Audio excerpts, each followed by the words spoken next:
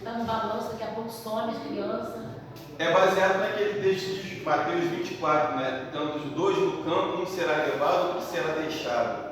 Tanto dois, um na cama, um será levado, outro será deixado. Procura cadê a pessoa. E nós falamos até na aula passada que vai ser um período onde vão haver muitas conversões, porque qual é o grande problema das nossas igrejas hoje? É o mesmo problema que Pedro vivenciou. Pedro caminhou com Jesus durante 3 anos no seu ministério, expulsou demônios, fez milagres, declarou que Jesus era o Filho de Deus, e o próprio Jesus falou: bem-aventurado és tu, Simão Barjonas, porque não foi carne e sangue que te revelou, mas meu Pai que está nos céus. Então o próprio Pai havia revelado a Pedro que Jesus era o Messias. E aí, depois de tudo isso, depois de Pedro dizer que morreria com Jesus, depois de Jesus dizer: você é Pedro, sobre esta pedra edificaria minha igreja, né? Falando dele, de Jesus,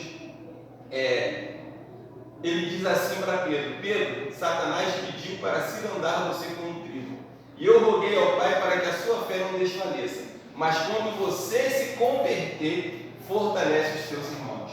Após 3 anos com Jesus, após ter declarado que Jesus era o Filho de Deus, após ter realizado milagres naquela comissão de 2 em 2, Pedro ainda não era convertido, ainda não havia experimentado o milagre do novo nascimento. Então esse é o grande problema das nossas igrejas. Milhões de cristãos no mundo inteiro que têm suas carteirinhas de membro, que já passaram pelas águas, mas que não são convertidos ainda, que não experimentaram o milagre do novo nascimento. Quem são essas pessoas? Não sei. Deus conhece o coração. E a Bíblia fala que o Espírito Santo testifica com o nosso espírito que somos filhos de Deus.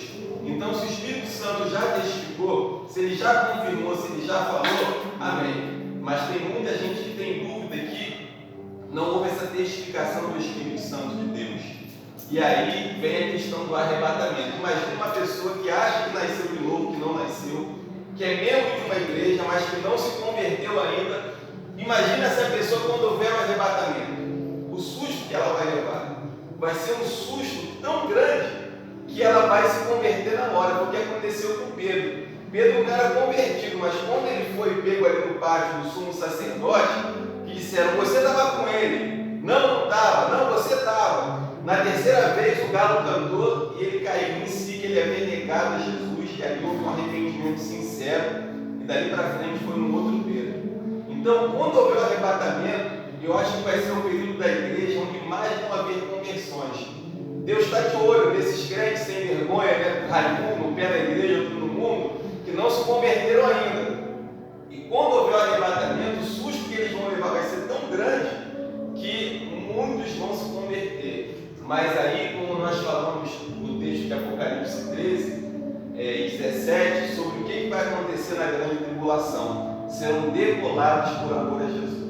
Quem é essa multidão com palmas nas mãos e com vestes salpicadas de sangue? Aí o anjo diz: esses são os que vieram da grande tribulação e que não receberam a marca nem adoraram a sua imagem. Vão ter que pagar com a vida, vão ser perseguidos cruelmente. Mas, sobre o milênio, ainda tem um outro detalhe que a gente lendo as escrituras, a gente percebe. Será que toda a humanidade vai morrer aqui na grande tribulação? A grande questão é essa. E a resposta é não. Nem todo mundo que entrar aqui no período da grande tribulação vai morrer. E nem todo mundo vai receber a marca do 666. E quais são os textos que falam isso? É que a gente vai ler que vai haver um remanescente que vai entrar no milênio. Isso fica muito claro em Daniel. Mas vamos ler os textos primeiro? É Apocalipse 13, do 16 ao 18. Deixa eu te fazer uma pergunta aqui falando do Pedro. Será que ele sabia que ele não era convertido? O problema é que ele não sabia. Tanto ele não sabia que ele se achava melhor do que os outros. Ele diz assim: olha, ainda que todos esses te neguem, eu não. Eu vou contigo até para a morte. É o maior perigo, minha irmã, da igreja hoje. A pessoa achar que está convertido, não está. Porque ela morre, abre os olhos e está no inferno. Nem tem como ela saber também. Ela se convence tanto daquilo ali, da verdade que ela está pregando, da verdade que ela vive. E no fundo não é verdade. E no fundo não está convertido. Posso falar uma coisa? Sim, claro. Enganoso é o coração do homem e perverso. Quem o coração conhece? enganoso? Quem o conheceu conhecerá só Deus. Então a pessoa se veste, coloca aquela capa, ele tem certeza, mas é apenas um convencimento. Mas no caso do Pedro, ele não era, não tinha colocado uma capa. Na realidade, ele vivia uma realidade. Ele achava que era. Mas para ele, você vê, ele pregava, ele fazia milagres, ele falava que morria por Jesus, mas aí Jesus falou para ele que ele iria negar, e quando o galo cantasse, que a ficha dele ia cair. Então, quer dizer, eu não achava maldade naquilo ali, eu acho que ele não botava uma capa, acho que ele realmente não era convertido no fundo do coração dele, no fundo, tipo assim, grosseiramente falando, na hora da grande tribulação da vida dele, que foi onde ele foi, você tava, não, por quê? Calma, questão carnal, entendeu? Então, assim, eu não sei. É aí que a gente tem que diferenciar e saber que Deus ele discerne as intenções e pensamentos do coração. Porque, por exemplo, existem pessoas que não se converteram ainda porque elas estão atreladas e apegadas ao pecado, e por isso que elas não se converteram. O caso de Pedro, ele estava na inocência, e Deus, vendo a inocência da pessoa, ele dá a chance da pessoa reconhecer e ver o seu pecado e se converter de verdade. Agora, quando a gente leu na semana passada aqui o livro de Tessalonicenses, e até falamos sobre a questão do 666, isso daqui é muito sério. A Bíblia diz assim: Deus lhes envia a operação do erro para que creiam na mentira, porque tiveram prazer na iniquidade e não quiseram aceitar a verdade. Por isso, Deus lhes envia a operação do erro. Então, por trás da marca do 666 que cada um vai receber, não é só uma questão de comprar e vender. A pessoa não vai ser lançada no lago de fogo, coitada. Houve um sistema opressor do anticristo que obrigou a pessoa a receber uma marca, porque senão ela não poderia comprar comida. Não é só isso. Tiveram prazer na iniquidade e não quiseram a verdade. Então, a pessoa que aceitar o 666, ela antes disso, ela já vai ter determinado no seu coração: eu quero pecado, eu não quero saber de Deus, eu quero viver minha vida. E aquela posição anterior dela, de abraçar o pecado, vai ser uma condição para que ela seja enganada pelo anticristo. E não só o comprar e vender, mas a adoração também. O mundo está cada vez mais caminhando para o satanismo, a adoração explícita a Satanás. Isso é uma preparação. E aí, quando a gente volta para a questão da conversão, quem é convertido e quem não é, Deus está vendo o coração da pessoa. Às vezes a pessoa acha que é e não é, mas Deus vê a sinceridade dela, como Pedro. E aí Deus vai salvar aquela pessoa, porque Ele olha o coração. Agora, uma pessoa que está na igreja, mas que ainda que ela ache que seja convertida, mas o seu coração é perverso, e ela prefere o caminho do erro e do pecado, essa pessoa está correndo um sério risco de morrer para o inferno. Porque Deus está vendo o coração da pessoa que ela realmente não quer. Existe algo que ela coloca entre ela e Deus, acima de Deus. E quantas pessoas passam anos nas nossas igrejas e depois se afastam simplesmente, apostaram da fé. Jesus falou desses apóstolos, ele disse assim na parábola do semeador, que a semente cai no meio das pedras e ela não tem muita raiz, ela logo cresce. Mas quando vem o calor da tribulação, da perseguição, a planta seca e ela morre. E aí diz assim: são aqueles que creem por algum tempo. Tem gente que só acredita em Jesus por um tempo. A sua fé tem prazo de validade. Ele acredita, ela acredita por um tempo, mas quando vem mesmo a tribulação, a angústia, a perseguição, aquela pessoa não aguenta e ela se afasta, ela abandona a fé, ela apostata, ela passa até a acreditar em outras religiões, em falsas doutrinas de demônios. Por isso a Bíblia adverte que nos últimos dias o Espírito Santo diz: alguns apostatarão da fé, dando ouvidos a espíritos enganadores e a doutrinas de demônios. São esses que apostatam da fé que nunca nasceram de novo. Porque aqueles que nasceram de novo, a Bíblia diz assim: todo aquele que é nascido de Deus, lá em 1 João, vence o mundo. E essa é a vitória que vence o mundo, a nossa fé. Aquele que é nascido de Deus. Então, para aquele que nasceu de novo, para aquele que foi regenerado, para aquele que tem o Espírito Santo, ele não vai apostatar da fé. Porque todo aquele que é nascido de Deus, não apenas alguns, né? Todo aquele que é nascido de Deus vence o mundo, e essa é a vitória que vence o mundo, a nossa fé. Agora, aquele que está em cima do muro, aquele que creu por um tempo, esse está correndo um sério risco de apostatar da fé. Esse está achando que está salvo, que está convertido, não está, e ele pode um dia morrer e abrir os olhos do inferno, sem entender nada, mas Deus que sonda o coração e no julgamento vai ser revelado, a Bíblia fala, os segredos e intenções do coração de cada um. E a pessoa vai ter que reconhecer de que realmente ela nunca se entregou de coração. Haviam reservas, haviam coisas ou pessoas ou pecados entre ela e Deus, que nunca permitiu que ela realmente se entregasse. E Pedro relata bem isso, quando ele é crucificado, ao contrário, porque ele fala que não é digno de ser crucificado na posição de Jesus. Ele é crucificado na posição. A tradição diz isso. Dali já era um outro Pedro, né? Que quando, por exemplo, foi preso novamente, ele diz, olha, eu não posso parar de falar daquilo que eu tenho visto e ouvido, mesmo debaixo de ameaças e açoites. Era um Pedro completamente diferente daquele que fugiu de uma criada, né, do sumo sacerdote, que disse, você estava com eles. Agora ele enfrentava os principais religiosos da época cara a cara e não recuava, porque ali já era alguém transformado, cheio do Espírito Santo. E aí, quando a gente chega aqui nesse período da grande tribulação, nós vamos ver, como nós comentamos, né, que muita gente vai se converter e que aí, nesse período aqui, vai ter duas opções. Ou a pessoa vai ter que ser muito ensaboada para não cair na mão do anticristo e morrer e entrar no milênio. Isso é possível, a gente vai ver em Daniel essa profecia, o Daniel explicando isso. Ou a pessoa vai ser decapitada e vai para o céu pagar com a própria vida. Então é o seguinte, quem não for arrebatado, faz um estoque de comida em casa para suportar esse período aqui, né? Fica quietinho no anonimato, se muda de endereço, vai para outro bairro, para outra cidade, para onde ninguém saiba que a pessoa é crente, para tentar passar nesse período aqui sem morrer e entrar no milênio. Planta uma horta, faz um galinheiro. Faz um galinheiro. Mas tem sempre aquele vizinho caguete que gosta do crente. Aquele aqui, ó.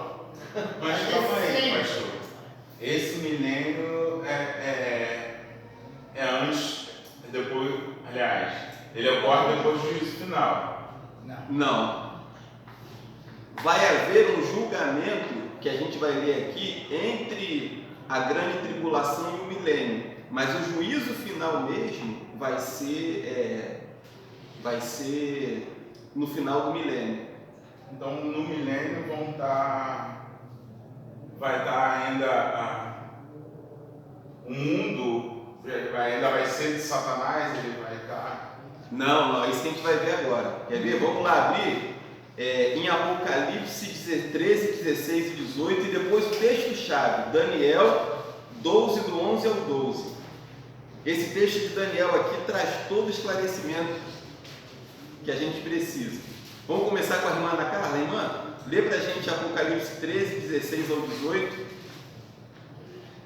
Faz que a todos, pequenos e grandes, ricos e pobres, ricos e servos, lhes seja posto um sinal na mão direita ou na testa, para que ninguém possa comprar ou vender, senão aquele que tiver o sinal, ou o nome da besta, ou o número do seu nome. Aqui há sabedoria. Aquele que tem entendimento, calcule o número da besta, porque é o número do homem, e o seu número é 666. O que eu queria chamar a atenção aqui é que o Apocalipse ele usa muita linguagem simbólica. E quando ele diz assim, faz com que todos, grandes e pequenos, escravos e livres, ele está falando de classes sociais. Até que a gente estudou na aula de Novo Testamento sobre as classes sociais do tempo de Jesus, que era formado, na maioria, por escravos. Era uma sociedade escravocrata. Então, quando ele fala aqui, faz com que todos, escravos e livres, sejam marcados, no tempo que o anticristo vier, a gente sabe que hoje, por exemplo, na nossa sociedade moderna, a escravidão foi praticamente abolida. Existe trabalho, escravo, que alguns são submetidos a ele, mas a escravidão em si já acabou. Agora, mas quando João ele escreveu o livro do Apocalipse, na mente dele, a sociedade era composta de homens livres e escravos. Então Deus autorizou, porque aí que está a mão do ser humano na Escritura Sagrada, Deus respeita a visão limitada da pessoa. E aí quando ele escreve escravos e livres, ele não está falando de que vão haver escravos naquela época, mas das classes sociais, que era a classe social que ele tinha na época. Por exemplo, tem um livro do Antigo Testamento, um profeta menor, que ele diz assim: vejo carros correndo furiosamente pelas praças, como relâmpagos. Ele nunca ia falar que ele viu carros correndo furiosamente com farol aceso, porque ele não sabia o que era farol, ele não sabia nem o que era carro. Então o que ele fala? Ele fala de carruagens correndo nas praças como um relâmpago. Quando a gente vê um carro em alta velocidade, um farol aceso, parece um relâmpago. Então, na visão limitada dele, ele descreveu o farol como um relâmpago. Da mesma forma, João, quando escreveu o Apocalipse, ele fala dessas classes sociais. Ele diz: grandes e pequenos, escravos e livres, sejam marcados. Então, a marca do 666, ela vai atingir a toda a sociedade. Só que todos vão ser marcados, aí é que vem a grande questão. Agora, Daniel, capítulo 12, do verso 11 ao 12, irmã Sônia. 12, do 11 ao 12.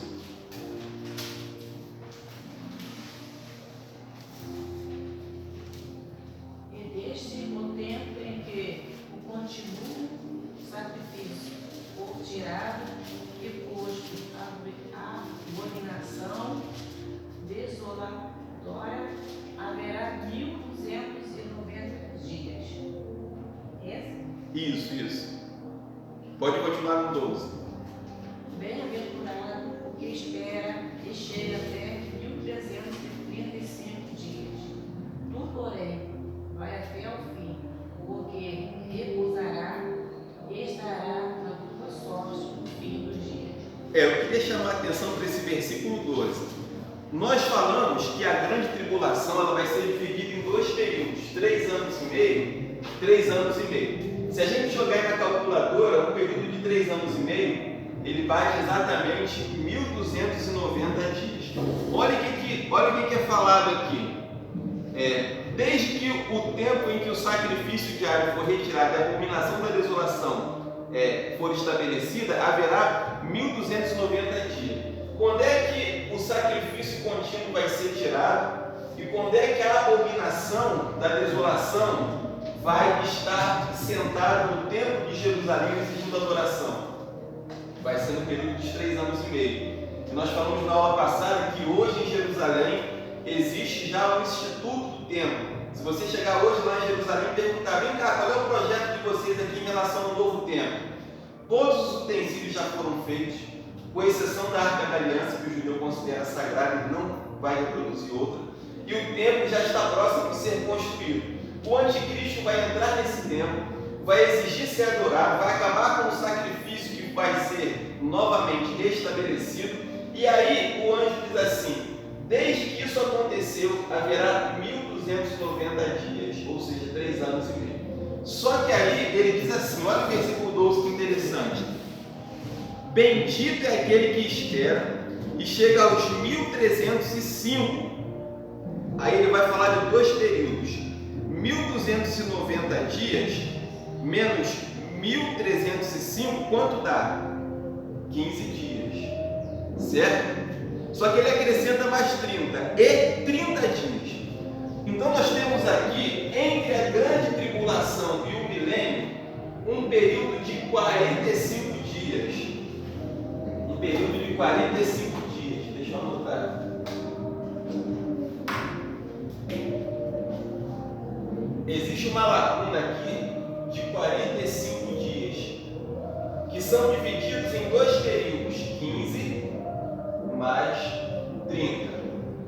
Quando Jesus voltar, no final da grande tribulação, ele vai precisar julgar as nações, porque a Bíblia fala o seguinte, que o falso profeta e o anticristo, eles serão lançados vivos no lago de fogo. Serão lançados vivos. E Deus, Jesus, vai tratar também com aquelas nações que se rebelaram contra ele e que cercaram Jerusalém para destruí-la. E a Bíblia fala também que todos aqueles que receberam a marca, o 666, serão lançados no lago de fogo. Esse julgamento, essa volta de Jesus e esse julgamento, o Armagedon, essa batalha final aqui, onde Deus vai julgar as nações, vai durar aproximadamente 15 dias. Deus é onisciente, onipresente, onipotente. Ele pode resolver tudo em um segundo. Mas o ser humano não. O ser humano precisa de tempo. As coisas precisam de tempo para serem colocadas em ordem. Então, esse primeiro período dos 45 dias antes da grande tribulação vai ser o período do confronto final, de exterminar sobre a face da terra os ímpios, até o Apocalipse. O anjo fala assim para as aves do céu, né? Vós, aves do céu, se juntai para o grande banquete, para comer a carne dos poderosos, porque vai ser um período de tanta morte, que não vai ter como sepultar essas pessoas. E as aves de rapina, elas irão comer aqueles cadáveres que estiverem mortos, e carnes de poderosos de toda a terra. Até inclusive tem uma profecia em Zacarias que fala que vai haver uma praga que vai fazer com que as pessoas morram quando estiverem cercadas de Jerusalém. E nessa profecia diz assim, que a língua se apodrecerá na boca e os olhos se apodrecerão dentro da caixa craniana, que as nações serão feridas com essa praga, aqueles que se levantarem contra Jerusalém. Alguns especialistas dizem que isso pode ser uma bomba atômica, um ataque nuclear que vai dizimar aquele exército que cercar Jerusalém. A língua apodrecendo, né? E os olhos também pode significar isso, mas é só uma especulação. A verdade é que esses 15 dias aqui, primeiros antes do milênio, vai ser um período de confronto, de extermínio das nações que se rebelaram contra Deus. Aí depois o livro de Daniel, versículo 12 diz: bem-aventurado que chega a 1305 dias, né? E 30 dias, mais 30 dias. Que 30 dias são esses? São os 30 dias necessários para botar o mundo em ordem, vai estar um caos, botar o mundo em ordem, para começar o reino milenar de Cristo. E aí, olha o que o anjo diz: bem-aventurado é aquele que chega a 1305 dias mais 30. Vai ter muita gente que nesse período aqui vai estar intocado, vai ter fugido e vai estar preso, inclusive. Olha o que diz aqui, que nós lemos lá no capítulo 13 de Apocalipse na aula passada.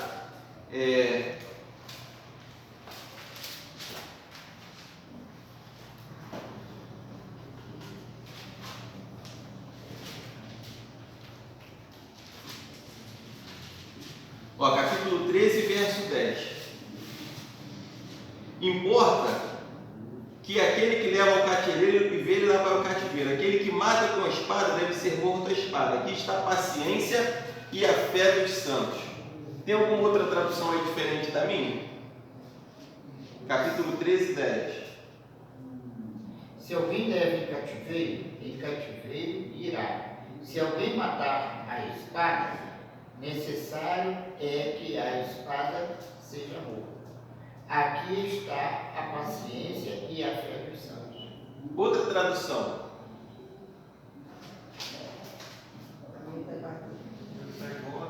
Está igual também?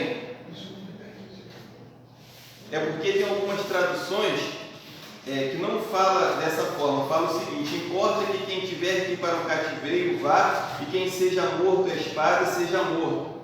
O que esse texto pode estar indicando? Quem tiver que ser morto nesse período aqui vai ser morto, mas quem tiver que ir para o cativeiro, ou quem tiver que ir preso, vai ser preso. Aqui está a perseverança e a fé dos santos, ou seja, nem todo mundo vai morrer aqui. Alguns serão presos e torturados, alguns estarão fugitivos e buscando sair dessa confusão. E aí, aqui no texto de Daniel diz: bem-aventurado é aquele que consegue ultrapassar os 1290 dias e chega a 1305 mais 30. São pessoas que não vão morrer e que vão entrar no milênio, que vão povoar a terra nesse período aqui. Pessoas que vão ter filhos, nações, e aí vamos colocar aqui uma estimativa. Hoje o mundo tem quase 8 bilhões de pessoas. Se nós formos colocar 10%, dá 800 milhões. Se nós formos colocar 1% da população da Terra, é 80 milhões. 80 milhões é gente demais. É gente demais. Então, digamos que depois dessa mortandade toda aqui da grande tribulação, 1% consiga sobreviver de todas as nações. São 80 milhões de pessoas, é gente demais. E que vão repovoar a Terra nesse milênio aqui.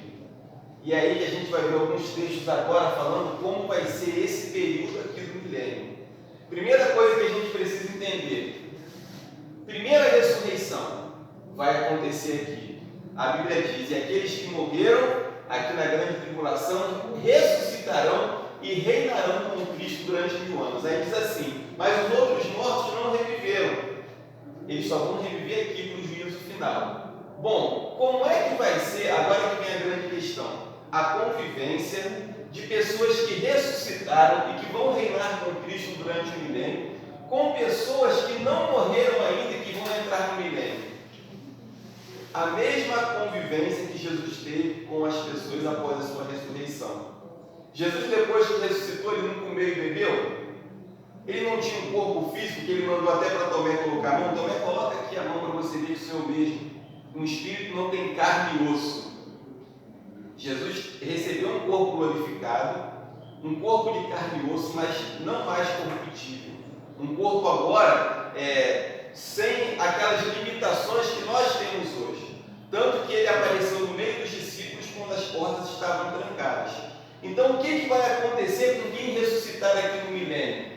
Nós estaremos numa outra dimensão, em termos de vida, mais ainda com corpos físicos, assim como o de Jesus. E nós conviveremos com as pessoas do milênio nesse período aqui. Só que a nossa função vai ser outra. Quem ressuscitar, a nossa função vai ser outra, vai ser diferente. Qual vai ser a nossa função? Agora que a gente vai entender o que vai acontecer aqui dentro desse milênio. Mas só como introdução, pensa no seguinte. Desde que o mundo foi criado, Deus, que é o Criador, o soberano, que fez tudo com tanto amor, nunca conseguiu que o mundo fosse do jeito que ele idealizou. O ser humano atrapalhou, o diabo maldito atrapalhou, e Deus, que é o Criador de todas as coisas, nunca viu a humanidade da forma que ele idealizou. Quando Deus separou o povo de Israel como nação, o que o povo logo tratou de fazer? Samuel, escolhe para nós um rei. E aí Deus diz assim, não é você que eles têm rejeitado, mas a mim, para que não reine sobre eles. O ser humano nunca permitiu que Deus reinasse sobre ele, desde Adão. E existe um anseio, eu acredito, no coração de Deus, de que aquilo que ele sempre idealizou se cumpra, nem que seja por um período de 1000 anos. E ele vai estabelecer isso, o reino dele aqui nesse mundo, onde a Bíblia fala que as nações serão regidas por vara de ferro, por Jesus e por aqueles que ressuscitaram com ele, aonde o mundo vai tomar um rumo completamente diferente. Se hoje existe escassez de recursos, naquele período não haverá. Mas calma aí. Então nem todos que vão passar por milênio serão crentes em Jesus? Não. Isso é que é a questão. As nações aprenderão aqui no milênio a buscarem a Deus. Isaías vai falar isso. Vamos ler agora os textos bíblicos. Mesmo na tribulação, a pessoa ainda não conseguiu entender que acreditar em Deus. Não, na verdade, ela já vai estar em vantagem porque ela não vai ter recebido a marca do 666. Então, já é um sinal de que ela não, como diz lá em Tessalonicenses, que ela não teve prazer na iniquidade, no pecado. E ela, de certa forma, viu que havia alguma coisa errada, na sua inocência, ela percebeu, não, esse cara aí não é o que ele está dizendo que é. Essa marca está errada, eu não vou aceitar isso para mim. Então, a pessoa, na sua inocência, ela não vai aceitar a marca, mas ela também vai estar se preservando. Porque quem aceitar vai estar assinando embaixo de que ama o pecado e que vai ser lançada no lago de fogo. E aí eu acredito que muitas pessoas no mundo, que inclusive nunca nem ouviram falar do Evangelho, mas que tem um coração bom como o coração de Cornélio, porque a Bíblia fala sobre Cornélio, né, que as orações dele e as esmolas subiram até o céu. Ele nem sabia quem era Jesus, mas Deus, ele olha, né, a Bíblia fala que os olhos de Deus passeiam sobre a terra.